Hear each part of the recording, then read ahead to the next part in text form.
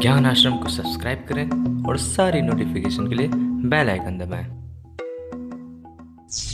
Hello दोस्तों, ज्ञान आश्रम में आप लोग का स्वागत है। आज की वीडियो उसी सीरीज में है, जैसे मैंने इंपॉर्टेंट क्वेश्चन आप लोग को बीओ का बनाकर दे दिया है, उसी तरह अब मैं बात करूंगा अकाउंट्स के क्वेश्चन के लिए। सबसे इंपॉर्टेंट सब्जेक्ट कॉमर्स वर्ग के बच्चों के लिए जो क्लास 12th में इस समय यूपी बोर्ड में, उनके लिए मैं फिर से इंपॉर्टेंट क्वेश्चन में टॉप 35 क्वेश्चंस का लिस्ट बना के लाया हूं, जिसमें आपको याद करने से आपका कंफर्म 70% से ऊपर मार्क्स आएगा, कंफर्म केवल उतने क्वेश्चन याद करने पे। और थोड़ा सा अगर आप मेहनत करते तो आपको टॉपर बनने से कोई भी रोक नहीं सकता। तो जो भी नए बच्चे इस चैनल पे अभी अभी आए वो फटाफट इसको जरूर से जरूर सब्सक्राइब कर लें, लाइक कर दे वीडियो को, अपने दोस्तों में शेयर कर दे वीडियो को, जो भी, क्योंकि एग्जाम का टाइम टेबल आ चुका है, प्रिपरेशन बहुत जोरों शोर से चल रही है। तो सभी लोग फटाफट क्या करेंगे, फटाफट इसको शेयर कर दें। तो आप लोगों जो नए हैं उनको तो नहीं पता होगा, पुराने बच्चों को खासकर ये बात पता है कि ये चैनल यूपी बोर्ड कॉमर्स के बच्चों के लिए सारे चीज को फ्री में प्रोवाइड कराता है। इसके लिए टेलीग्राम का चैनल बनाया जहां पर आपको सारे नोट्स मिल चुके हैं, साथ ही साथ सारे के सारे इंपॉर्टेंट क्वेश्चन दिए जा चुके हैं, होमवर्क्स भी दिए जाते थे। फिलहाल कुछ दिनों से नेटवर्क प्रॉब्लम होने की वजह से और बीच में मेरा फोन खराब हो जाने की वजह से मैं लाइव क्लास नहीं ले पा रहा था। फिर भी मैंने आज भी कोशिश किया था, फिर आज का भी लाइव क्लास हमारा खराब हो गया था। तो इस चीज के लिए हमें खेद है, लेकिन वीडियो आप तक मिलती रहेगी, क्लासेस आपकी चलती रहेगी, उस पर कोई डिस्टर्बेंस नहीं होगा। तो चलिए बात करते हैं हम लोग अभी के इंपॉर्टेंट क्वेश्चन के बारे में। लेकिन उस इंपॉर्टेंट क्वेश्चन को जानने से पहले मैं आप लोग को फिर से एक बार बताना चाहता हूं कि अभी भी बहुत से टीचर्स और स्टूडेंट्स इस बात में कंफ्यूजन लेके बैठे हैं कि हमें क्या क्या पढ़ना है, क्या क्या नहीं पढ़ना। तो इसीलिए हम पिछले वीडियो में भी और इस वीडियो में भी आपको सिलेबस के साथ समझाएंगे कि सिलेबस में आपके कौन कौन से टॉपिक हैं, कौन कौन से चीजों को पढ़ना है और कौन से टॉपिक नहीं है, कौन से चीजों को नहीं पढ़ना है, और फिर हम इंपॉर्टेंट क्वेश्चन पे चलेंगे। तो चलिए वीडियो को स्टार्ट करते हैं। सबसे पहले हम लोग आते हैं सिलेबस में, ठीक है, सिलेबस के बारे में। तो देखिए अकाउंट का सिलेबस है, आपके स्क्रीन पे लगेगा, साथ साथ देखेंगे क्या क्या चीजें इसमें लिखा है। इसमें लिखा है वाणिज्यिक वर्ग कक्षा 12, ठीक है, कक्षा 12 बही खाता तथा लेखा शास्त्र लिखा है। कोविड-19 वही बात जो हमारा बीओ में लिखा था, तो उस बात को दोहराने से कोई मतलब नहीं। पहला हमारा हेडिंग होता है क्या, 30% जो कम हुआ है, जो सिलेबस से हट चुका है, उसके बारे में समझेंगे। तो इसमें सबसे पहला इकाई 1 में लिखा है मृत्यु तथा वेतन से संबंधित खाते। अब देखिए बात कहां पर आता है, हमारे जो सिलेबस है उसमें से हमारा कुछ पॉइंट हटा है इकाई फर्स्ट में। इसमें बता रहा है कि मृत्यु और विघटन से संबंधित खाते आपको नहीं पढ़ना है। तो मैं बुक के साथ भी समझाऊंगा कि बुक में कौन सा चीज पढ़ना है, कौन सा नहीं पढ़ना है। तो मेरा बुक SM शुक्ला का, उसके अकॉर्डिंग में अगर आपके बात करूं तो यहां पर आपका ये जो चैप्टर नंबर 3 है, साझेदारी खाते, अवकाश ग्रहण एवं मृत्यु, इस चैप्टर नंबर 3 में आपका जो मृत्यु वाला टॉपिक है उसको आपको नहीं पढ़ना है, उसको आपको नहीं पढ़ना, वो नहीं आएगा। और साथ में चैप्टर नंबर 4 में जो साझेदारी व्यवसाय का विघटन है, इस भी टॉपिक को आपको नहीं पढ़ना। लेकिन मैं एक बात फिर से आपको क्लियर कराना चाहता हूं, मैं जो टॉप 35 जो क्वेश्चन लेके बनाया हूं वो उन चैप्टर्स का बनाया हूं जो सिलेबस में है। लेकिन मैं फिर से ध्यान दीजिएगा मेरे एक बात को, ये यूपी बोर्ड है, इसमें बहुत सी चीजें अनहोनी घटना घटित होती रहती है। जो चीज सिलेबस में नहीं वो चीजें भी पूछा जाता है, जो चीजें पहले हट चुका है वो भी चीजें कभी कभी आ जाता है। इसीलिए इस सिलेबस में जितने चीजें टॉपिक हट चुके हैं उसका थ्योरी आप पढ़ लीजिएगा। अकाउंट्स के लिए बीओ बैंकिंग नहीं, बीओ बैंकिंग तो थ्योरी है, उसमें तो केवल थ्योरी पढ़ना है। लेकिन अकाउंट्स में आप ध्यान रखिएगा, जो चैप्टर सिलेबस में नहीं है उसके भी थ्योरी का बेसिक्स थ्योरी आप पढ़ लीजिएगा, केवल 1-2 बार दोहरा लीजिएगा। पूरा याद करना जरूरी नहीं, लेकिन पढ़ लीजिएगा, मेरी मानिएगा। अगर आपको टॉपर बनना है तो एक छोटा सा ये काम जरूर से जरूर कर लीजिएगा, उसको आप पढ़ लीजिएगा, ठीक है। उसके क्वेश्चन आने के मिनिमम चांसेस है, लेकिन अगर पेपर बेकार बनेगा तो एग्जामिनर उसको दे सकता है। तो सबसे पहला पॉइंट आपको समझ में आएगा कि हमारा कौन सा चैप्टर हटा है, चैप्टर नंबर 3। चैप्टर नंबर 3 में हमारा एक टॉपिक हटा है मृत्यु। बाकी अवकाश ग्रहण से संबंधित जितने क्वेश्चन है, जितने थ्योरी है, वो सब आपको पढ़ना है। इसके साथ ही साथ आपका विघटन से संबंधित खाते, यानी आपका विघटन एक चैप्टर है, जो चौथा चैप्टर वो हट गया, ठीक है। फिर आता है इकाई नंबर 2, उसमें आपका क्या हटा है, उसमें आपका हटा है पूर्वाधिकार अंशों का शोधन, ठीक है। क्या हटा है, पूर्वाधिकार अंशों का शोधन। तो ये कहाँ मिलेगा, तो ये अगर आप बुक में बात करें तो ये आपको मिलेगा बुक में कंपनी के लेखे अंश नाम का चैप्टर नंबर 5 हमारे बुक में। इसमें आपको मिलेगा अंश में आपको मिलेगा पूर्वाधिकार अंशों का शोधन, ठीक है, याद रखिएगा क्या हटा है, पूर्वाधिकार अंशों का शोधन। उससे संबंधित जो प्रैक्टिकल क्वेश्चन आने वाले हैं वो इस बार नहीं पूछे जाएंगे। ठीक है, शोधन में क्या क्या चीजें कैसे कैसे इन्वॉल्व होते हैं वो चीजें नहीं पूछी जाएंगी, वो चीजें हट गया। इसके बाद अगला टॉपिक क्या हटा है, विनियोग खाते लागत लेखांकन का परिचय। ये 2 चैप्टर है जो इकाई नंबर 5 में बताया है। इकाई नंबर 5 में बताया है कि आपका 2 चीजें और हट गया है। एक हमारा चैप्टर नंबर 9 है विनियोग खाते। ठीक है, विनियोग खाते ये पूरा का पूरा चैप्टर आपके सिलेबस से हट गया।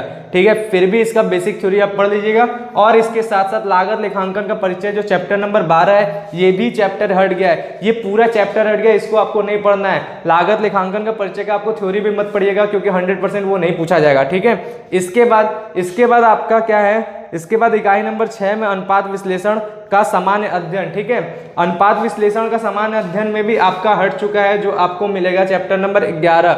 चैप्टर नंबर 11 आपका अनुपात विश्लेषण का सामान्य अध्ययन ये भी हट चुका है, ये भी आपको नहीं पढ़ना। तो यहाँ तक क्लियर हो गया, ये बातें थे जो नहीं पढ़ना है आपका। मतलब इकाई नंबर 1 में मृत्यु तथा विघटन साझेदारी वाला गायब है, पूर्वाधिकार अंशों का शोधन अंश वाले चैप्टर का गायब है, विनियोग तथा खाते लागत लेखांकन का परिचय ये 2 चैप्टर आपका गायब है, और साथ ही साथ अनुपात विश्लेषण का सामान्य अध्ययन ये चैप्टर गायब है। तो इतना चीजें आपको इस बार नहीं पढ़ना है, वो सिलेबस में नहीं है। क्या पढ़ना है उसमें बात किया जाए तो उस चैप्टर में पढ़ने वाले टॉपिक से पहले एक बॉक्स में मतलब एक इंपॉर्टेंट नोटिस दिया था जिसको बहुत ही कम लोगों ने ध्यान दिया है। तो आपको इस चीज को मैं पढ़ के बता रहा हूँ, ध्यान दीजिएगा।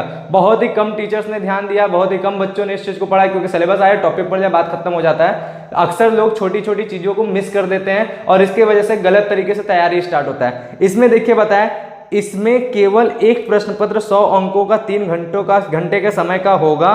न्यूनतम उत्तीर्णांक 33 है, जिसमें साझेदारी के खाते से संबंधित प्रश्न अनिवार्य रूप से पूछे जाएंगे।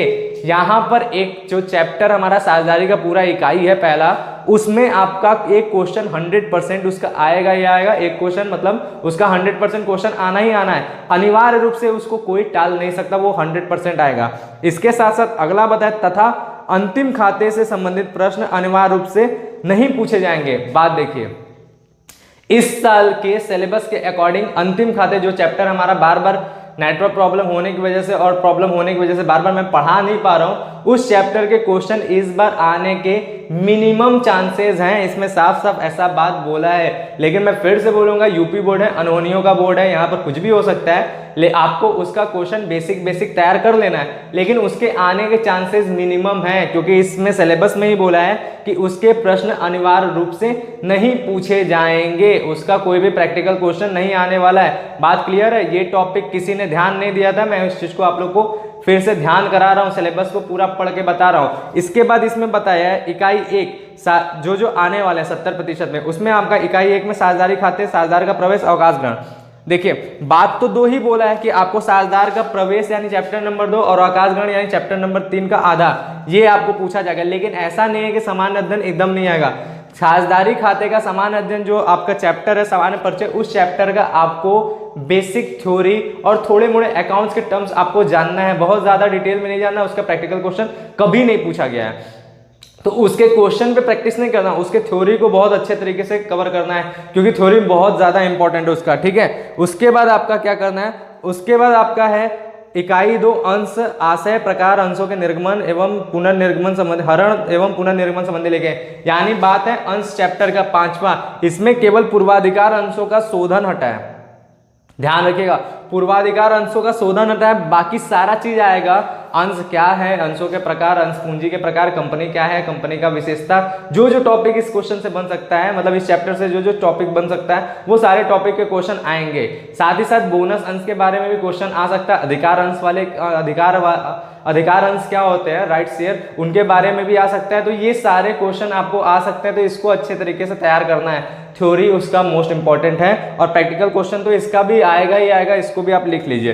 फिर इसके बाद क्या है, कंपनी के लेखे ऋण पत्र, इस चैप्टर के भी सारे के सारे टॉपिक्स हैं, कुछ भी नहीं कटा है, एक पॉइंट भी नहीं कटा है, तो इस चैप्टर को पूरा पढ़ना है। लेकिन मैंने इस चैप्टर का वीडियो बनाया हुआ है, हमारा प्लेलिस्ट पूरा है, लाइव क्लास में हमने पढ़ाया हुआ है इस चैप्टर में कितने इंपॉर्टेंट चीजें हैं, क्या क्या एग्जाम में आता है, क्या नहीं आता है। क्योंकि इस चैप्टर को अगर आप ध्यान देंगे तो इसमें कुछ ऐसे क्वेश्चंस भी दिए हुए हैं जो विनियोग खाते से संबंधित है, तो वो चीजें आपको नहीं पढ़ना है, केवल और केवल इस चैप्टर के बेसिक टर्म्स ही पढ़ना है, बेसिक क्वेश्चन ही पढ़ना है जो हमने लाइव क्लास में आप लोगों को पढ़ाया है, उसको अच्छे तरीके से देखिएगा। फिर इसके बाद ह्रास का लेखांकन, देखिए कंपनी के वार्षिक खाते, कंपनी के वार्षिक खाते यही है जिसके बारे में बोला कि इसके क्वेश्चन अनिवार्य रूप से नहीं पूछे जाएंगे। क्वेश्चंस का मतलब, प्रश्न का मतलब यहाँ पे थ्योरी नहीं, प्रैक्टिकल क्वेश्चन की बात कर रहा है। प्रैक्टिकल क्वेश्चन इसका अनिवार्य रूप से नहीं पूछे जाएंगे, मतलब चांसेस कम है कि इसका प्रैक्टिकल क्वेश्चन आए, थ्योरी लेकिन आएगा, इसको अच्छे तरीके से ध्यान रखिएगा, इसका आने के चांसेस मैक्सिमम है। तो इसीलिए हम बोले थे कि अगर बोर्ड वाला 15% कम करता था तो इसी चैप्टर को कम करेगा, लेकिन उन्होंने किया नहीं, सीधे टाइम टेबल दे दिया। तो बात खत्म होता है यहाँ पर कि इस चैप्टर को भी आपको पढ़ना है, प्रैक्टिकल क्वेश्चन पे थोड़ा कम ध्यान देना है, लेकिन उसको भी ध्यान लगाना है। फिर इसके बाद आता है ह्रास का लेखांकन। ह्रास का लेखांकन पूरा चैप्टर जैसा था वैसा ही पढ़ना है, उसमें कोई भी बदलाव नहीं, पूरा लाइव क्लास में अच्छे तरीके से वीडियो चला है, ठीक है, उसको आप अच्छे तरीके से देख लिया, पूरा समझ में आ जाएगा। विनियोग खाते पूरा चैप्टर हट गया है, ठीक है। इसके बाद आपका क्या आता है देखिए कंपनी के खाते के वाले में देखिए इसमें बताया ना अच्छा एक पॉइंट हम बता देते हैं, इकाई 4 में आपका बताया है, इकाई 3 ऋण पत्र वाला तो समझ में, इकाई 4 में आपका बताया कंपनी के खाते अंतिम खाते, इसमें बताया व्यापार लाभ हानि खाता, लाभ हानि नियोजन खाता। एक पॉइंट यहाँ पर हम समझाना चाहते हैं, ये यूपी बोर्ड हमने इसीलिए बोला अनहोनियों का बोर्ड है, इसमें कुछ भी हो सकता है। हमने आप लोगों को पहले बताया है अपने लाइव क्लास में भी कि लाभ हानि नियोजन खाता कंपनी वाला अब नहीं बनाता है, ये आपको जो भी पढ़ना है कंपनी अधिनियम के अनुसार लिखा है, तो कंपनी अधिनियम कौन सा, ये लेटेस्ट वाला 2013 वाला, उसके अनुसार जब पढ़ना है तो यहाँ पर लाभ हानि नियोजन खाता कहाँ है, नहीं बनता है। तो ये एक क्या कहते हैं, एक समझ लीजिए कि एक गलती है यूपी बोर्ड के द्वारा किया हुआ, तो इस चीज को आप ध्यान देंगे, आपको लाइव जो लाभ हानि नियोजन खाता वो अब नहीं पढ़ना है कंपनी में, ठीक है। इसके बाद आपका ह्रास वाला में हमने बताया ह्रास पूरा पढ़ना, उसमें भी कोई प्रॉब्लम नहीं है, सारा चीज देखते जाना। फिर आता है इकाई 6 में गैर व्यावसायिक संस्थाओं के खाते, ये चैप्टर मोस्ट इंपॉर्टेंट है, हर साल आता है, इसको भी ध्यान देंगे। ये आपको मिलेगा 10वें नंबर पे, चैप्टर नंबर 10 गैर व्यापारिक संस्थाओं के लेखे। इस चैप्टर का आपको पूरा प्रैक्टिकल क्वेश्चन, पूरा थ्योरी, सब चीज बहुत अच्छे तरीके से तैयार करना मोस्ट इंपॉर्टेंट है, एकदम आना ही आना है, इसको भी कोई टाल नहीं सकता। तो ये था हमारा सिलेबस। अब बात करते हैं हम इंपॉर्टेंट क्वेश्चन को। अगर आपको इस सिलेबस के जानने के बाद फिर भी कोई प्रॉब्लम होता है तो नीचे कमेंट करके पूछ लेंगे, हम उस चीज का आंसर जरूर दे देंगे, बता देंगे आप लोग को। इसके साथ ही साथ अगर आपको कोई क्वेश्चन या किसी भी चीज को में लेकर कोई भी प्रॉब्लम होता है तो डिस्क्रिप्शन में आपको हमारा टेलीग्राम चैनल, साथ ही साथ हमारा नंबर मिलेगा जिसके थ्रू आप टेलीग्राम ज्वाइन कर सकते हैं। उस नंबर पे आप मैसेज करके, टेलीग्राम पर ही मैसेज कीजिएगा, कॉल मत कीजिएगा, बहुत ही रेयरली हम कॉल उठाते हैं, कॉल मत कीजिएगा, ठीक है। तो वहां पर आप मैसेज करके हमसे सारे डाउट्स क्लियर कर सकते हैं, सब चीज पूछ सकते हैं, आप लोग हमसे ज्वाइन हो सकते हैं टेलीग्राम पर। अब बात आता है टॉप 35 क्वेश्चंस में, जो हमारा आज का सबसे मेन टॉपिक है कि अकाउंट्स में कौन कौन से इंपॉर्टेंट क्वेश्चन है, तो वो भी आपके स्क्रीन पे लगेगा, उसको भी आप ध्यान देंगे। तो उसमें सबसे पहला क्वेश्चन है साझेदारी से क्या है, इसके प्रमुख लक्षण एवं विशेषता बताइए। मतलब लक्षण और विशेषता एक ही है। साझेदारी खाते क्या है आपका सबसे पहला क्वेश्चन, उसके बारे में सब जानना है, उसके लक्षण बताना है। फिर आता है साझेदारी संलेख से आप क्या समझ, इसके अभाव में लागू होने वाले नियम। याद रखिएगा साझेदारी संलेख क्या होता है, तो साझेदारी संलेख वही होता है जो अनुबंध होता है ना, कॉन्ट्रैक्ट, अगर वो लिखित हो जाता है तो संलेख हो जाता है, ठीक है। उसको आपको अच्छे तरीके से जानना है। और उसके अभाव में लागू होने वाले नियम, अभाव में लागू होने वाले नियम, या फिर साझेदारी संलेख जहां पर मौन हो जाता है वहां पर लागू होने वाले नियम, मतलब साझेदारी संलेख में अगर कोई बात का जिक्र नहीं है तो उस जगह पे कौन से नियम लागू होते हैं। मुख्य रूप से 6 नियम है या 5 नियम बोल लीजिए क्वेश्चन के अकॉर्डिंग, उस नियम को आपको अच्छे तरीके से पढ़ना है, वही आपको यहाँ पर लिखना है। साझेदारी संलेख में कौन सी बातें लिखी जाती है, इसका क्वेश्चन आने का मिनिमम चांसेस है, तो ये क्वेश्चन आपको इंपॉर्टेंट है। अब एक बात मैं फिर से आपको यहाँ पर बता देना चाहता हूँ, यहाँ पर हम जो टॉप 35 क्वेश्चन की बात करते हैं वो क्वेश्चन लघु उत्तरी यानी शॉर्ट आंसर टाइप और दीर्घ उत्तरी यानी लॉन्ग आंसर टाइप क्वेश्चन की बात होता है। अति लघु उत्तरी भी इसमें मैक्सिमम फंस जाता है, कुछ छूट जाता है, लेकिन बहुविकल्पी कभी भी इसमें से नहीं आएगा। लेकिन अगर आप इसको अच्छे तरीके से पढ़ लेंगे तो बहुविकल्पी का मैक्सिमम क्वेश्चन बिना पढ़े भी आप आंसर दे सकते हैं। फिर भी आपको हम यही बोलेंगे कि बहुविकल्पी क्वेश्चन को एक बार अलग अलग बुक से, अनसॉल्व से और मॉडल पेपर से जरूर देख लीजिएगा, और साथ ही साथ अपने क्वेश्चन बैंक में जरूर देख लीजिएगा कि आपको कितना आता है कितना नहीं आता है, उसको भी तैयार कर लीजिएगा खुद से भी। ठीक है, यहाँ पर दीर्घ उत्तरी और लघु उत्तरी क्वेश्चन के लिए मैं परफेक्ट क्वेश्चन बता रहा हूँ, साथ ही साथ अति लघु उत्तरी भी इसमें कुछ कवर हो जाएगा। ठीक है, फिर आगे बात करते हैं साझेदारों के पूंजी खाते बनाने की प्रमुख विधियों को बताइए। यहाँ पर जो हमने ये बात बताया, पूंजी खाता पूरा डिटेल में जानना है, पूंजी खाता क्या होता है, उसकी कितनी विधियां, सारा चीज इसमें पढ़ना है। जस्ट इसके बाद के क्वेश्चन भी, और बनाने की प्रमुख विधियों का मतलब दोनों स्थायी पूंजी खाता और परिवर्तनशील पूंजी खाता, उन दोनों को डिटेल से समझना है। उसके बाद मोस्ट इंपॉर्टेंट क्वेश्चन, स्थायी पूंजी खाता और परिवर्तनशील पूंजी खाता में अंतर बताइए। ये इस साल का सबसे इंपॉर्टेंट क्वेश्चन है, इसके आने के चांसेस बहुत ज्यादा होते हैं। मैं फिर से बता देना, अंतर वाले क्वेश्चन 2 जगहों पर मैक्सिमम पूछे जाते हैं अकाउंट्स में, एक आपको अति लघु उत्तरी में पूछा जाएगा, दूसरा आपको लघु उत्तरी में पूछेगा। दीर्घ में अंतर आने के कम से कम चांसेस होते हैं, इसीलिए अंतर आप अच्छे तरीके से याद रखिएगा, क्योंकि उसमें ऑप्शन मिलने का कोई चांसेस नहीं है, उसको आपको करना ही करना है। तो सारे अंतर अच्छे तरीके से याद रहना चाहिए। ठीक है, इसके बाद आता है आपका नया लाभ हानि अनुपात तथा त्याग अनुपात से क्या है, इसमें अंतर। ये भी आपका प्रवेश में चला गया, इसमें आपको जानना है कि नया लाभ हानि अनुपात क्या होता है, त्याग अनुपात क्या होता है, दोनों का मतलब और दोनों में अंतर जानना है, वो इंपॉर्टेंट है, वो भी आप याद कर लीजिएगा। फिर आता है ख्याति से क्या है, इसकी विशेषता तथा प्रकृति। ख्याति की विशेषताएं अलग होता है, प्रकृति अलग होता है। प्रकृति में 3 प्रकार की बात होती है, स्वभाव, प्रकृति यानी स्वभाव, कुत्ता, बिल्ली और चूहा। ठीक है, अगर लाइन से बोले तो बिल्ली, कुत्ता, चूहा, इस 3 प्रकार की ख्याति की बात होती है, इसको ढंग से जानना है। अगर आपको नोट्स चाहिए, अगर आपको ये सारे क्वेश्चन के आंसर नहीं मिल रहे हैं, तो आपको केवल इतना करना है, लिंक दिया है डिस्क्रिप्शन में, उसमें जाइए, टेलीग्राम को ज्वाइन कीजिए या हमारे नंबर से हमसे कांटेक्ट कर लीजिए और ज्वाइन हो जाइए, जहां पर आपको सारे के सारे नोट्स मिल जाएंगे। तो इसलिए आपको बस छोटा सा कष्ट उठाना है। इसके साथ ही साथ अगर आगे बात करें तो है ख्याति के मूल्य को प्रभावित करने वाले कारक बताइए। ये भी मोस्ट इंपॉर्टेंट क्वेश्चन है ख्याति से रिलेटेड, कि ख्याति के मूल्य को कौन कौन से कारक प्रभाव डालते हैं, या फिर ख्याति किसके वजह से मूल्यवान होती है, कौन कौन से कारण है जिससे ख्याति का मूल्य बढ़ता है। ठीक है, फिर उसके बाद है ख्याति के मूल्यांकन करने की विधियां बताइए। हम लोग के बोर्ड में 5 विधियां दिया है, यूपी बोर्ड में 5 विधियां दिया है, मेनली वैसे 3 ही होता है, लेकिन आपको 5 विधियों को पढ़ना है, सारे नोट्स में दिए हुए हैं, अच्छे तरीके से उसको भी पढ़ लीजिएगा। फिर इसके बाद क्या है, इसके बाद है पुनर्मूल्यांकन खाता से आप क्या है। पुनर्मूल्यांकन खाता short answer, very short answer के लिए है, इसको भी आप अच्छे तरीके से पढ़ लीजिए। नए साझेदार के प्रवेश से संबंधित सभी जनरल की प्रविष्टियों को याद कीजिए। यहाँ पर हम आपको बता रहे हैं, आप लोगों को टेलीग्राम पे फिर से मैं एक चार्ट बना के दूंगा, जिसमें नए साझेदार का जब प्रवेश होता है तो जितनी भी एंट्रीज हैं, जो भी एंट्रीज होते हैं, वो लाइन से मैं एक साथ चार्ट बना के दे दूंगा, ताकि आप लोग उसको याद कर लें। उससे आपको क्वेश्चन लगाने में बहुत आसान होता है। ये जो क्वेश्चन है आपको हम प्रैक्टिकल से संबंधित के लिए यहाँ पर दिए, ये थ्योरी में नहीं पूछा जाएगा, ये आपको प्रैक्टिकल के लिए था। ठीक है, लेकिन ये इसमें हम डाल दिए। फिर इसके बाद क्या है, निवृत्त साझेदार से आप क्या समझते हो, उसके कुल देय रकम की गणना किस प्रकार से की जाती है। मोस्ट इंपॉर्टेंट क्वेश्चन, अवकाश ग्रहण अगर आता है और उसकी थ्योरी आती है तो ये क्वेश्चन मोस्ट इंपॉर्टेंट है कि अवकाशित साझेदार या निवृत्त साझेदार कौन है, उसका कुल देय रकम जो होता है उसकी गणना किस प्रकार से किया जाता है। जो उसकी पूंजी खाता बनता है लाइन से, उस पूंजी खाता की यहाँ पर बात हो रहा है, उसी में उसका आता है। फिर अवकाश ग्रहण करने वाले साझेदार को कुल देय रकम का भुगतान किस प्रकार से किया जाता है। जनरल एंट्री इसका पूरा है, किस किस प्रकार से भुगतान किया जाता है, उसको आपको याद करना है। ये भी आपका मैक्सिमम चांसेस है क्वेश्चन से रिलेटेड। ठीक है, प्रैक्टिकल क्वेश्चन में इसके ज्यादा यूज होते हैं, लेकिन कभी कभी बाई चांस शॉर्ट क्वेश्चन में उसके क्या दे देते हैं, उसकी जनरल एंट्री करने के पूछ दे देते हैं, तो उसको भी आप याद कर लीजिए। ये सब लेकिन उतने इंपॉर्टेंट नहीं, लेकिन इंपॉर्टेंट है, उसको अच्छे तरीके से जानेंगे। फिर आता है लाभ प्राप्ति तथा त्याग अनुपात में अंतर। ये यहाँ पर सबसे इंपॉर्टेंट क्वेश्चन हुआ, ये भी वेरी शॉर्ट या शॉर्ट में पूछा जाएगा कि गेनिंग रेशियो और सैक्रिफाइसिंग रेशियो क्या है, उन दोनों में डिफरेंस बताना है, वो जानना है। इसके बाद नया लाभ हानि अनुपात और लाभ प्राप्ति अनुपात में अंतर, ये भी बताना है कि नया लाभ हानि अनुपात और लाभ प्राप्ति अनुपात में क्या अंतर है। फिर आ जाता है हमारा सीधे कंपनी पे आता है, तो कंपनी से क्या है, निजी कंपनी तथा सार्वजनिक कंपनी अंतर।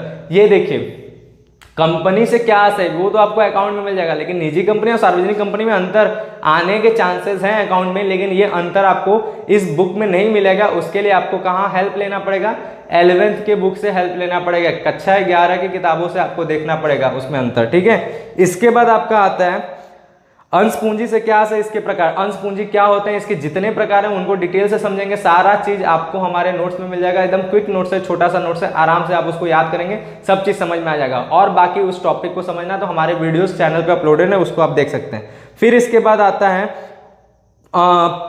अंश पूंजी से क्या आशय है और इसके प्रकार बताइए। देखिए अंश से क्या आशय है, इसके प्रकार, अंश पूंजी से क्या आशय है, इसके प्रकार। यहां पर हमने पहले अंश पूंजी की बात किया, अब हम बात करें अंश। अंश से क्या आशय है, अंशों के प्रकार बताइए। अंश पूंजी अंश दोनों अलग अलग होता है, उसमें कंफ्यूजन नहीं पालना है, वो सारा बात हमारे वीडियोस में है, उसको आप देख सकते हो, नोट्स में भी दिया हुआ।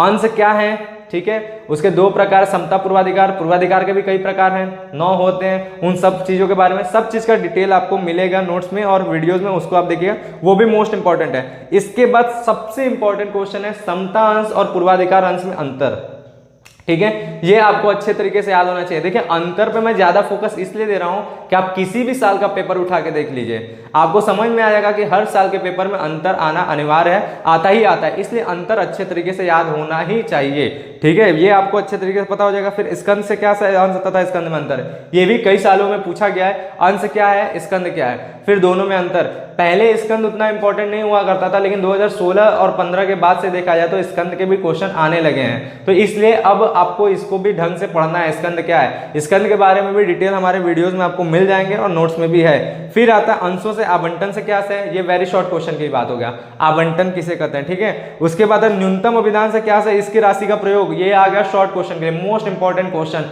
न्यूनतम अभिधान क्या है और उसके जो पैसे मिलते हैं उसकी राशि का प्रयोग कहाँ कहाँ किया जाता है, तो इसको भी आपको याद रखना है, इसको भी आपको समझना है। फिर आता है अंश का निर्गमन किन मूल्यों पर किया जाता है, 2 मूल्य होते हैं अंशों का निर्गमन, ऋणपत्र का मूल्य 3 मूल्य पे होता है, तो इसको भी समझना है, पूरे मूल्य के बारे में भी जानना है। इसके बाद इसी में हमने जोड़ा है कि प्रीमियम की राशि का प्रयोग किन किन कार्यों के लिए किया जाता है। देखिए अंश क्या होते हैं ये आप जान गए, अंश का निर्गमन किन मूल्य पे होता है, सम मूल्य और प्रीमियम, तो प्रीमियम पे जो होता है उसके बारे में जानना है और उसका प्रयोग कहाँ कहाँ किया जाता है, इसको भी पढ़ना है, बहुत ज्यादा इंपॉर्टेंट है। खासकर आपका ये बहुविकल्पी में भी ज्यादातर आने के चांस है, मतलब आएगा ही आएगा, या तो बहुविकल्पी में आएगा, या तो वेरी शॉर्ट में आएगा, या तो शॉर्ट में भी आ सकता है, तो इसको आप अच्छे तरीके से देख लेंगे।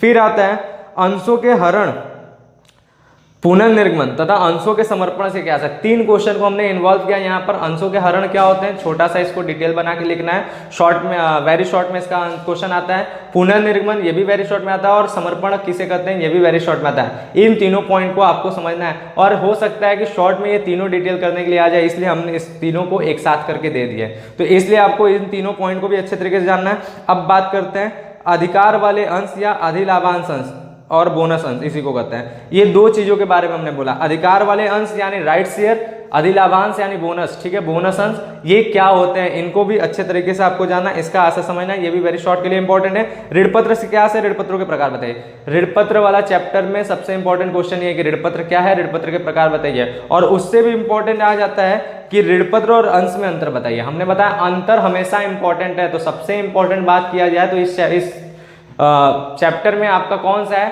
अंश और ऋणपत्र में अंतर जो है वो बहुत ज्यादा इंपॉर्टेंट है, उसको अच्छे तरीके से याद कर लेंगे। इसके बाद आता है ऋणपत्रों के शोधन की विधियां बताइए। ऋणपत्र के शोधन की जितनी भी विधियां हैं, ठीक है, अच्छे तरीके से उसको जानना है, उसकी पूरी तरह से डिटेल व्याख्या करना है।